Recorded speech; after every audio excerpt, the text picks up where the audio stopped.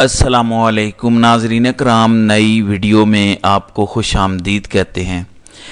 Establishment کے پاس ہر وقت دو تین آپشنز موجود ہوتے ہیں۔ جب بظاہر لگ رہا ہو کہ سب کچھ ٹھیک چل رہا ہے، حکومت اور ادارے ایک پیج پر ہیں، اسی وقت اسٹیبلشمنٹ اپنا کوئی نہ کوئی آپشن استعمال کرتی ہے، بالکل اسی طرح جس طرح 9 اپریل 2022 کی رات سے پہلے کسی کو یقین نہیں تھا کہ اس وقت کی اسٹیبلشمنٹ خان کی حکومت کو گھر بھیج کر ان لوگوں کو مسلط کرے گی جن لوگوں پر اس وقت کی اسٹیبلشمنٹ نے ہی کیسز بنوائے تھے، یعنی شہباز شریف، نواز شریف، مریم نواز، آصف زرداری۔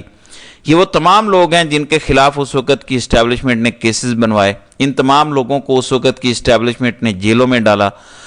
9 اپریل 2022 کی رات کے بعد انہی تمام لوگوں کو مسلط کیا گیا۔ تو پاکستان کی سیاست میں کبھی بھی کچھ ہو سکتا ہے۔ خبر یہ ہے کہ ایک نیا پلان لانچ ہو رہا ہے۔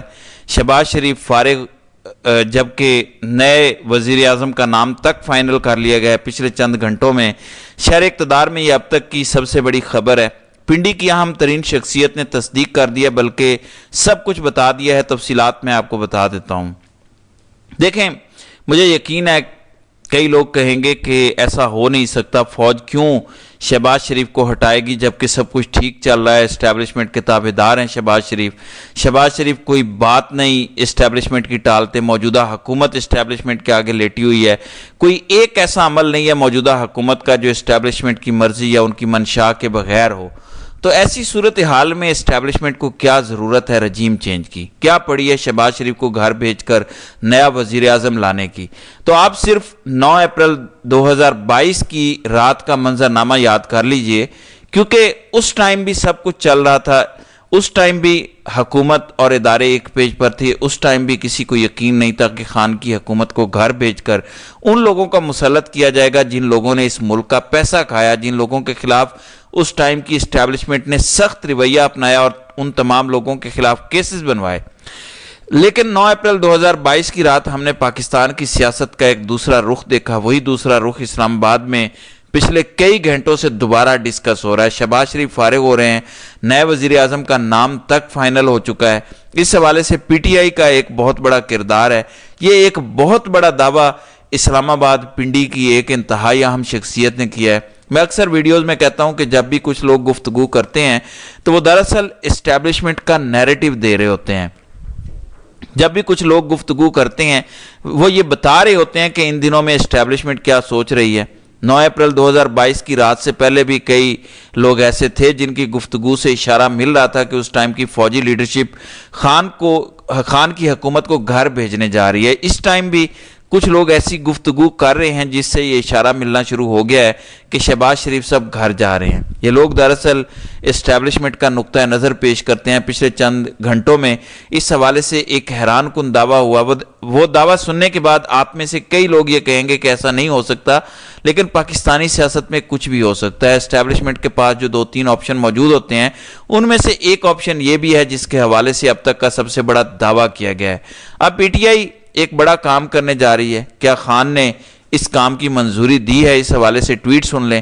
ٹویٹ ہے حیدر نقوی کا۔ حیدر نقوی ARY کے ایک پروگرام رپورٹرز میں بطور تجزیہ کار بیٹھتے ہیں۔ حیدر نقوی نے یہ ٹویٹ کیا کہ پی ٹی آئی 6 مہینے بعد جنرل ریٹائرڈ قمر جاوید باجوہ کا نام بطور وزیر اعظم دے سکتی ہے۔ وہ قومی اسمبلی میں ضمنی الیکشن لڑ کر آ سکتے ہیں۔ اب یہ جو ٹویٹ ہے حیدر نقوی کا، یہ بڑا معنی خیز ہے۔ آپ میں سے کئی لوگ اس ٹویٹ کو سن کر ہنسیں گے کہ پی ٹی آئی باجوہ صاحب کا نام دے گی، وہ باجوہ صاحب جن کو پی ٹی آئی مورد الزام ٹھہراتی ہے۔ خان کے ساتھ اس ٹائم جو کچھ ہو رہا ہے، پی ٹی آئی کے ساتھ جو کچھ ہو رہا ہے، اس میں قمر جاوید باجوہ کا 90% ہاتھ ہے۔ اب پی ٹی آئی ہی قمر جاوید باجوہ کا نام بطور وزیر اعظم کیوں دے گی؟ کس حوالے سے حیدر نقوی نے ٹویٹ کیا؟ پہلی میں آپ کو یہ خبر دے دوں کہ پی ٹی آئی کے لوگ اس خبر کو ڈینائی کر رہے ہیں۔ وہ کہہ رہے ہیں کہ ایسی صورتحال نہیں ہے، ہم نے قمر جاوید باجوہ کا نام نہیں دیا۔ لیکن اس حوالے سے ایک اور بہت بڑی اپ ڈیٹ ہے جو بتانا ضروری ہے۔ ویسے تو ایک عمومی تاثر ہوتا ہے کہ جب بھی کوئی آرمی چیف ریٹائر ہو وہ ایک لمبے عرصے کے لیے پاکستان کی سیاسی اور دیگر اندرونی معاملات سے دور ہو جاتا ہے۔ وہ سیاست میں اس طریقے سے عمل دخل نہیں کر سکتا کیونکہ آرمی کا قانون اسے اجازت نہیں دیتا، لیکن 2023 میں ایک آرمی ایکٹ منظور ہوا تھا قومی اسمبلی اور سینٹ سے، ایک بل پاس ہوا تھا آرمی ایکٹ۔ اس ایکٹ کی ایک شق تھی جس میں یہ لکھا گیا کہ جب بھی کوئی ہائی پوزیشن پر رہنے والا آفیسر ریٹائر ہو جائے گا تو اس کی کل پابندی 2 سال کی رہ جائے گی، اس میں آرمی چیف کا نام بھی تھا۔ اسی طرح سے اور بھی جو فوج کی پاکستانی فوج کی حساس پوزیشنز ہیں جن میں ایٹمی اثاثوں کی حفاظت ہے، اور جو کی پوزیشن ہولڈر پاکستان کے فوجی جرنیل ہیں وہ ریٹائر ہوں گے تو اس کے بعد وہ 2 سال تک پاکستان کے سیاسی معاملات میں پاکستان کے الیکشن کے حوالے سے کوئی بھی قدم نہیں اٹھا سکتے۔ یہ اس شق کے اندر لکھا گیا تھا۔ اس سے پہلے پابندی تھی 5 سال کی۔ اب 2023 کی اس آرمی ایکٹ کی شق کے مطابق باجوہ صاحب 2 سال کے لیے سیاست سے دور تھے اور اب وہ الیکشن لڑ سکتے ہیں، اب وہ سیاسی معاملات میں اپنا کردار ادا کرنا چاہتے ہیں، چاہے ایک نئی پارٹی بنانا چاہیں، کسی پارٹی کے ٹکٹ پر الیکشن لڑنا چاہیں، یعنی کچھ بھی کرنا چاہیں، ان کو آئین قانون نہیں روکتا۔ تو اس اعتبار سے حیدر نقوی کی یہ خبر اتنی تو درست ہو سکتی ہے کہ باجوہ صاحب پر فوج کا قانون لاگو نہیں ہوتا، وہ ختم ہو چکا ہے، اب قانونی اور آئینی طور پر باجوہ صاحب الیکشن لڑ سکتے ہیں۔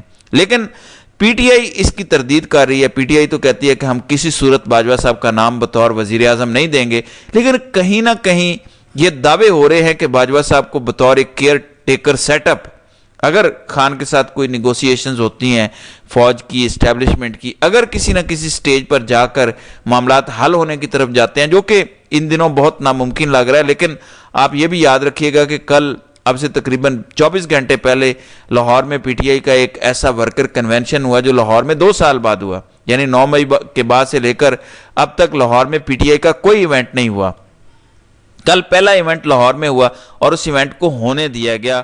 علیمہ خان، عمران خان کی دیگر بہنیں اس ایونٹ میں شریک تھیں، بھرپور ورکر کنونشن ہوا، پی ٹی آئی کے بے شمار لوگوں نے اس میں شرکت کی۔ اس کا مطلب ہے کہ کہیں نہ کہیں پالیسی چینج ضرور ہوئی ہے، اس کا مطلب ہے کہ کہیں نہ کہیں خان اور اسٹیبلشمنٹ کے درمیان دوبارہ بات چیت شروع ہو چکی ہے۔ پھر حیدر نقوی کا یہ ٹویٹ، اب حیدر نقوی کی جس قسم کی پرسنالٹی ہے، ان کا کوئی صحافتی بیک گراؤنڈ نہیں ہے، کوئی ان کے کریڈٹ پر بڑی خبریں نہیں ہیں کہ انہوں نے کہا ہو کہ جناب یہ ہو جائے گا اور وہ ہوا ہو، لیکن ایک بات شہر اقتدار کا ہر صحافی جانتا ہے کہ یہ اسٹیبلشمنٹ کے قریب ہے، اور اگر یہ اس قسم کا ٹویٹ کر رہے ہیں تو کہیں نہ کہیں سے شاید اسٹیبلشمنٹ کی جانب سے ہی یہ خبر مارکیٹ میں فلوٹ کی گئی ہو، کیونکہ فیصل واڈا ہوں یا کچھ صحافی اور سیاستدان، یہ وہ تمام لوگ ہیں جب بھی یہ کوئی بات کرتے ہیں، یہ دراصل اسٹیبلشمنٹ کے حوالے سے مارکیٹ کی کیا رائے ہے، لوگ کیا سوچ رہے ہیں، کیا سمجھتے ہیں، اس حوالے سے یہ خبریں مارکیٹ میں شیئر کی جاتی ہیں۔ البتہ یہ اب تک کی ایک بہت بڑی ڈیولپمنٹ ہے، بہت بڑی خبر ہے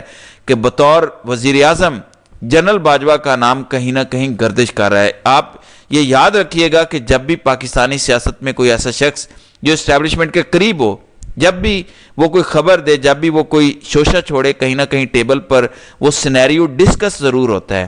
امپورٹنٹ بات یہ ہے کہ حیدر نقوی کی یہ جو ٹویٹ ہے، یہ جو خبر ہے، اس کا ریبٹل آفیشلی کسی ادارے کی طرف سے نہیں آیا، یعنی ایسا بھی تو ہو سکتا ہے کہ شہباز حکومت اس پر تردید جاری کر دے یا اسٹیبلشمنٹ کا کوئی بندہ اس خبر کو بے بنیاد قرار دے دے، فیصل واڈا کہہ دیں، حسن ایوب، اس طرح کے بے شمار لوگ ہیں جو اسٹیبلشمنٹ کا نقطہ نظر رکھتے ہیں۔ تو ابھی تک یہ جو باجوہ صاحب کی بطور وزیر اعظم تعیناتی ہے، اس خبر کو چیلنج نہیں کیا گیا۔ اس وجہ سے میں نے کہا کہ کہیں نہ کہیں اس خبر کے پیچھے کوئی نہ کوئی سٹوری ضرور ہے۔ میں قطعاً یہ نہیں کہہ رہا کہ 6 مہینے بعد باجوہ صاحب وزیر اعظم بن جائیں گے، لیکن میں اس بات پر ضرور سٹینڈ کرتا ہوں کہ جب بھی کوئی خبر آتی ہے اس کے پیچھے کوئی نہ کوئی مقصد، کوئی نہ کوئی بیک گراؤنڈ ضرور ہوتی ہے، اور حیدر نقوی کی خبر کے پیچھے بھی کوئی نہ کوئی بیک گراؤنڈ ضرور ہے جو آئندہ آنے والے دنوں میں شاید ہمیں نظر آئے۔ بہرحال یہ بڑی امپورٹنٹ اپڈیٹ تھی جو میں نے آپ کے سامنے رکھی ہے۔ تو ناظرین کرام، آپ کی اس ویڈیو کے حوالے سے کیا رائے ہے؟ آپ اپنی رائے کا اظہار کامنٹ سیکشن میں ضرور کیجیے گا۔